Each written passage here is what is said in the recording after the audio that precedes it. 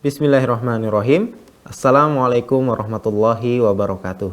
Saya Priboy Pantas dari Program Studi Perbankan Syariah Fakultas Agama Islam Universitas Ahmad Dahlan. Latar belakang pendidikan atau spesialisasi keilmuan yang saya miliki yakni S1 bidang manajemen perbankan syariah dan S2 pada Magister Ekonomi Keuangan dengan konsentrasi Ekonomi dan Keuangan Islam. Sehingga berdasarkan latar belakang keilmuan, saya mendapatkan amanah dari program studi untuk mengampu beberapa mata kuliah yang sesuai dengan bidang kepakaran. Salah satunya adalah mata kuliah Manajemen Keuangan Syariah. Mata kuliah Manajemen Keuangan Syariah merupakan salah satu mata kuliah yang wajib ditempuh oleh seluruh mahasiswa program studi perbankan syariah pada semester 4 dengan bobot 3 SKS.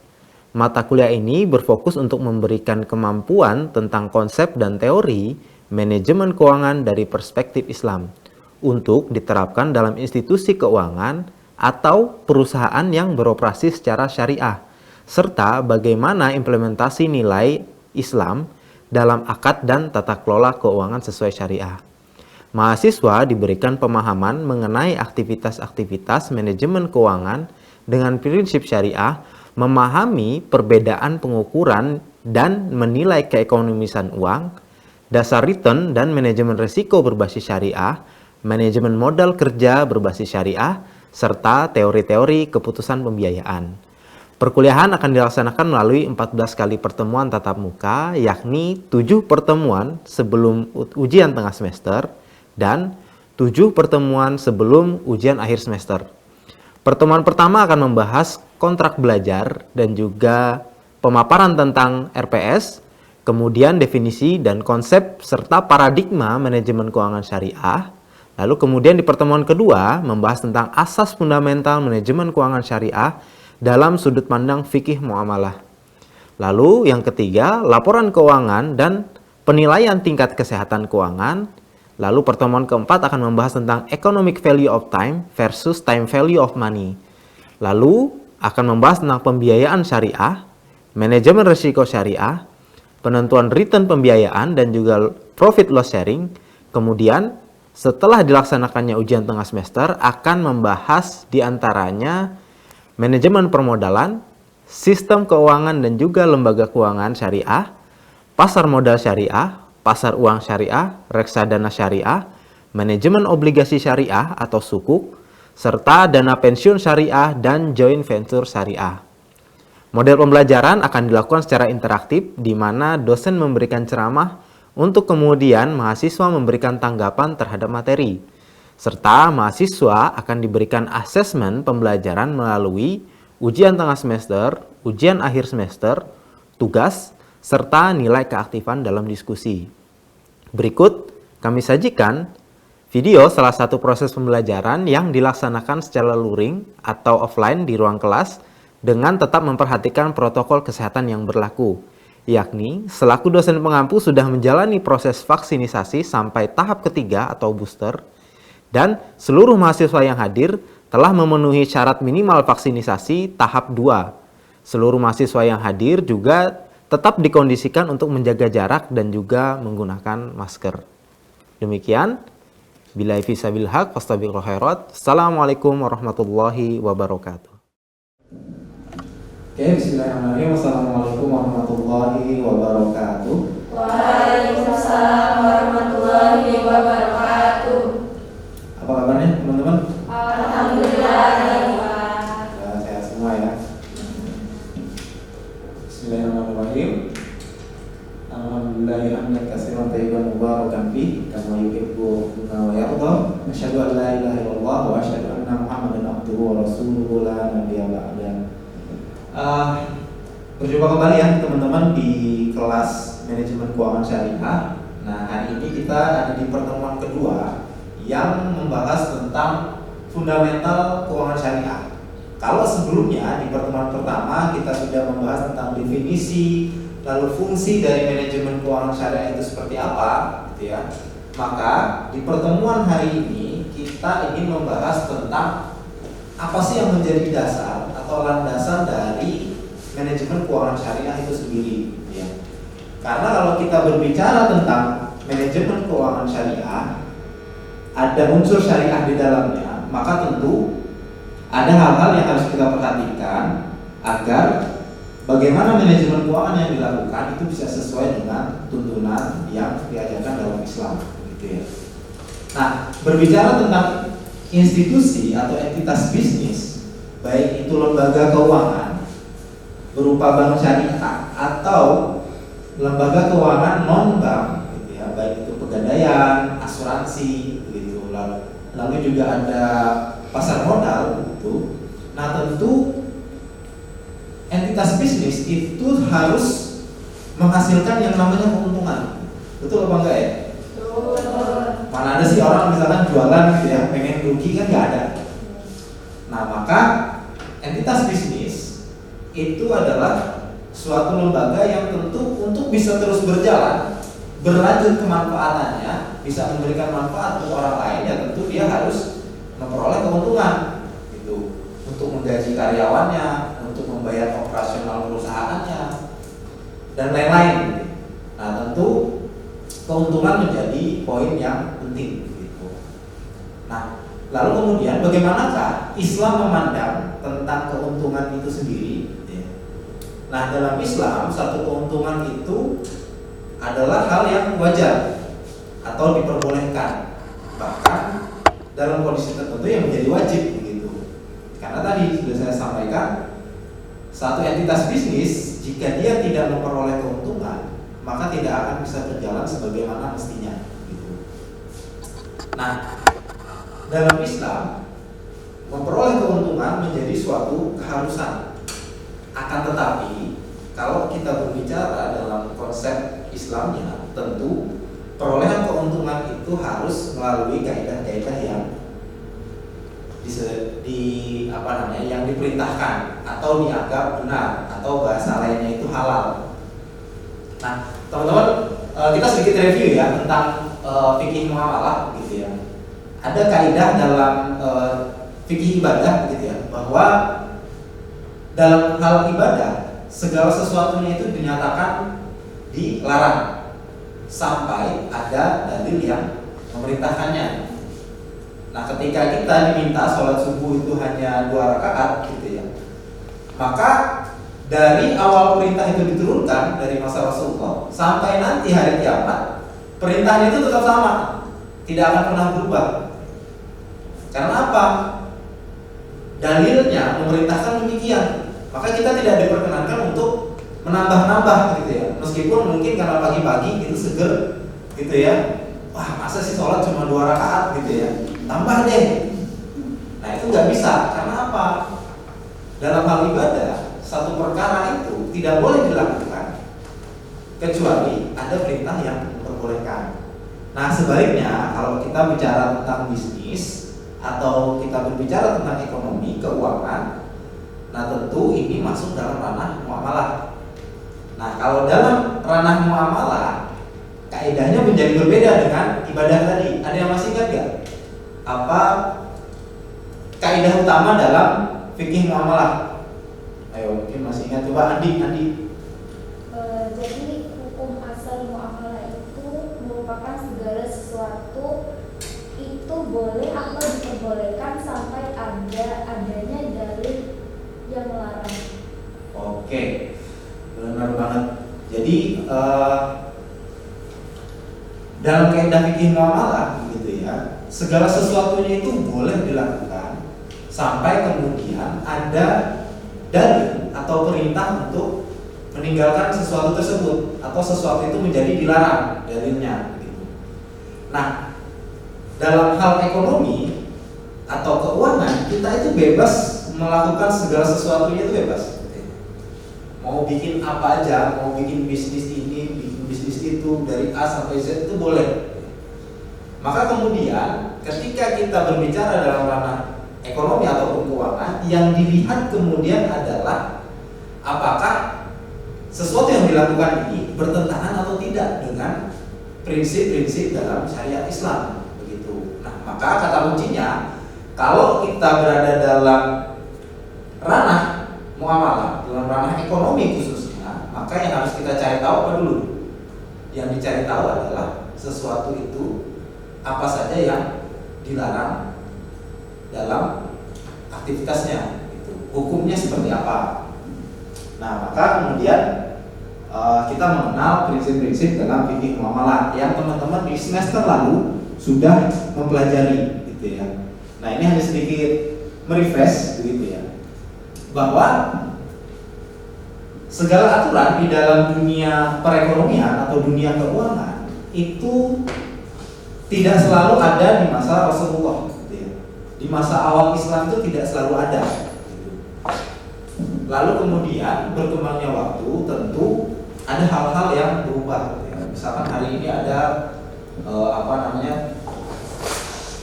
lembaga yang dinamakan dengan bank, gitu ya, sebagai lembaga intermediary. Di masa Rasulullah itu tidak ada yang dinamakan dengan bank. Atau misalkan hari ini bahkan ada sistem transfer atau sekarang disebut financial technology.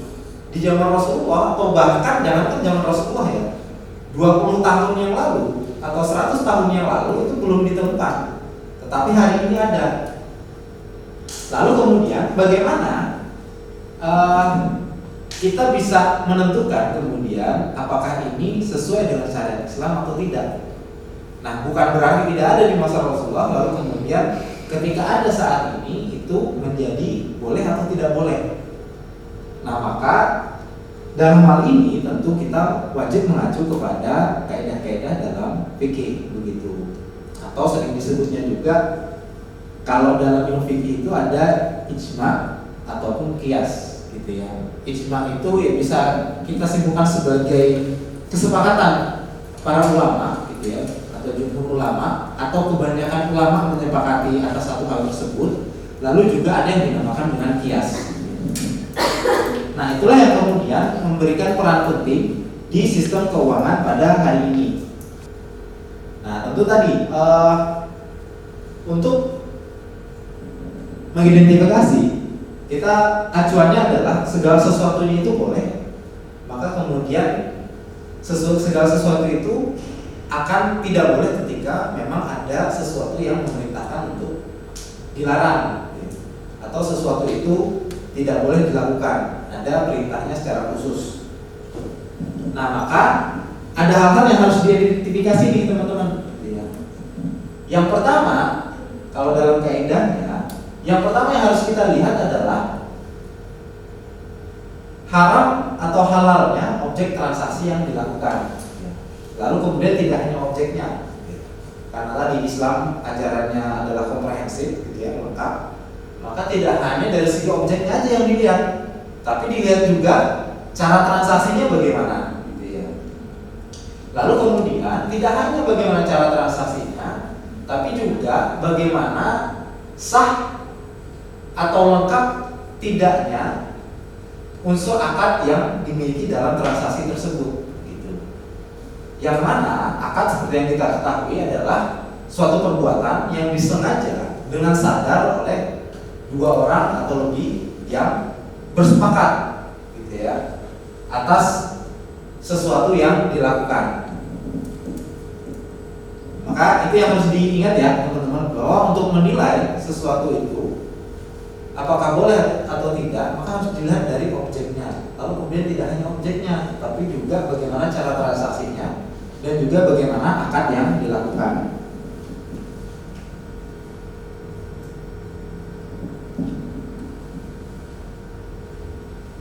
Nah, kita membahas tentang objek transaksi yang dilarang, gitu ya. Dalam Al-Quran sudah jelas, gitu ya, dalam surat An-Nahl, gitu ya, bahwa ada zat-zat tertentu yang spesifik dilarang, ya. Antara lain adalah khamr atau minuman keras, gitu ya, atau kita sebut sekarang minuman beralkohol, gitu. Lalu ada yang khinzir atau daging babi, gitu ya, bangkai dan juga darah. Nah, itu yang spesifik terlarang karena secara zat atau lizatihi dilarang. Lalu ada juga barang yang serupa dengan apa yang telah diharamkan. Misalkan hari ini apa? Salah satu penyebab angka kematian tertinggi ya adalah narkoba, narkoba. Nah, maka Padahal narkoba ini, gitu ya, narkoba ini nggak ada di dalam ayat satupun dalam ayat Al-Quran itu nggak ada tentang narkoba. Gitu. Tapi kemudian apakah itu menghalangi narkoba ini menjadi sesuatu yang dilarang? Maka tentu tidak. Ya, bahwasanya sebagaimana yang diriwayatkan atau disampaikan oleh Khalifah Umar radhiyallahu anhu, bahwasanya khamar itu dilarang karena apa? Dilarang karena menutupi akal, gitu ya. Seseorang itu bisa lupa waktunya ketika dia sedang mabuk, dia akan lupa harus melakukan apa, bahkan lupa untuk melakukan kewajibannya seperti sholat. Padahal sholat menjadi kewajiban bagi seorang muslim. Nah, hal ini yang kemudian menjadikan serupa hukumnya, bahwasanya narkoba juga memiliki efek yang sama atau bahkan lebih. Ya. Di antaranya tertutupinya akal dan rusaknya badan, gitu ya, atau tubuh. Padahal dalam Islam menzolimi diri sendiri atau menzolimi orang lain itu tidak diperkenankan. Lalu kemudian tidak memenuhi kaedah syariat Islam. Nah, makanya kemudian Dr. Yusuf Kordowi, gitu ya, mengharamkan makanan minuman yang sudah kadaluarsa, gitu. Jadi kalau teman-teman punya warung atau orang tuanya jualan, gitu ya, sambil diperhatikan tuh apakah barang-barangnya itu sudah kadaluarsa atau belum, terutama makanan-makanan kaleng, gitu ya. Terus diperhatikan karena satu minuman dan makanan yang kadaluarsa tentu akan memberikan efek yang buruk terhadap orang yang mengkonsumsinya. Nah, selain makanan dan minuman kadaluarsa, juga media pornografi, gitu ya, serta barang-barang yang membahayakan kesehatan. Itu dari segi objeknya. Lalu kalau kita berbicara dari segi cara mendapatkannya, gitu ya, maka Islam sangat melarang, gitu ya, adanya kezaliman terhadap satu sama lain, antara satu muslim, antara satu manusia dengan manusia yang lainnya, gitu ya. Jadi setiap transaksi dalam Islam harus didasarkan pada prinsip kerelaan antara kedua belah pihak. Ya ayyuhallazina amanu la ta'kulu amwalakum bainakum bil batil illa an takuna tijaratan an taradin minkum. Nah, salah satu potongan dalam ayat Al-Quran jelas menggambarkan bahwa antara sesama itu tidak diperkenankan untuk mengambil harta orang lain dengan cara yang zalim, gitu. Kecuali dengan prinsip antara minkum, jadi prinsip kerelaan antara kedua belah pihak. Nah, yang paling sering terjadi, ya, adalah pada pelanggaran di tadlis. Tadlis di mana salah satu pihak itu memanfaatkan ketidaktahuan orang lain atas informasi suatu barang yang mana kemudian dia pergunakan ketidaktahuan orang lain ini untuk memperoleh keuntungannya sendiri, atau bahasa gampangnya ya nipu, gitu ya, bohong terhadap orang lain. Nah, bisa juga disebut dengan asymmetric information. Jadi hanya salah satu pihak yang tahu, tetapi orang lain tidak tahu. Nah, pihak yang tahu ini kemudian memanfaatkan ketidaktahuan orang lain tadi untuk keuntungannya sendiri. Nah, bisa dari segi kuantitas, kualitas, harga, bahkan waktu penyerahan objeknya. Ya. Sampai di sini ada yang ingin ditanyakan? Tidak apa-apa kalau ada yang ingin ditanya. Saya Pak. Oke, Mbak Albina. Saya penasaran terkait dengan tadlisnya. Itu contoh penerapannya bagaimana? Oh, contoh penerapan tadlis, gitu ya. Ya. Oke. Nah, tadlis ini sebenarnya bisa kita lihat, sering kita jumpai dalam kehidupan kita sehari-hari. Apalagi sekarang di masa jual beli online, gitu ya.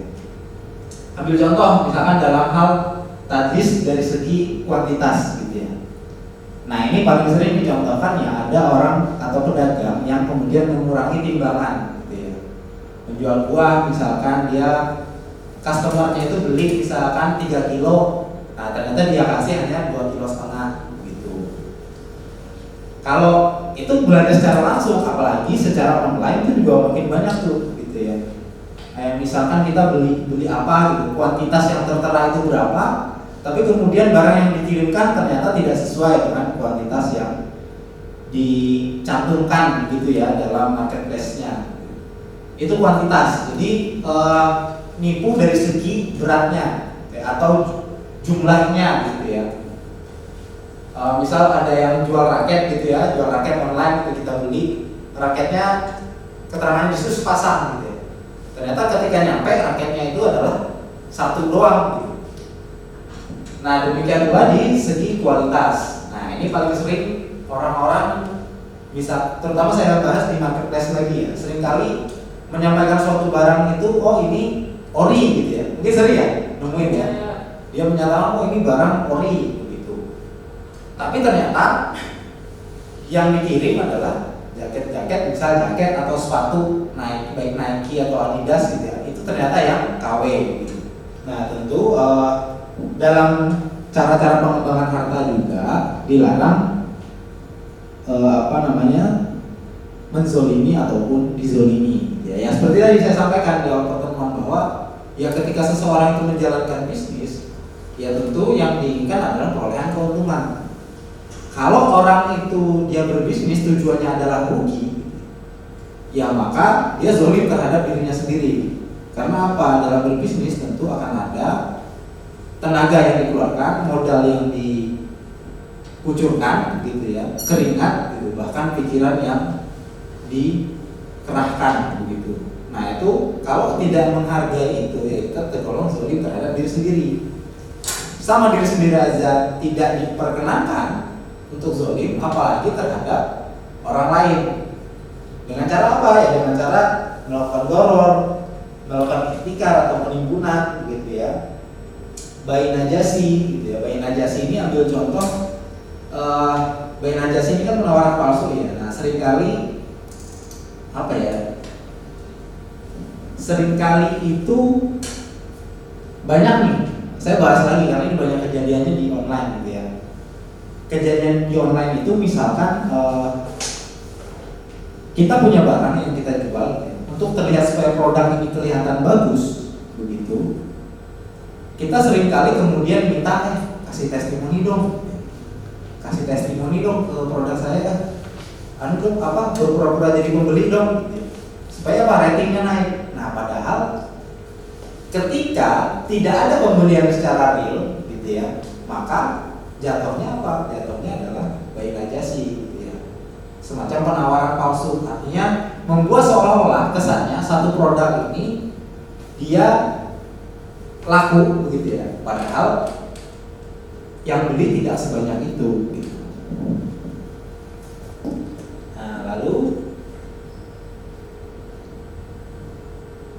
Nah, tidak sah dari segi akadnya gitu ya. Tidak sah dari segi akadnya atau tidak sah dari segi kaidah syariat Islam gitu ya. Antara lain tadi tidak memenuhi kaidah syariat Islam itu ya tadi menzolimi diri sendiri ataupun menzolimi orang lain gitu ya.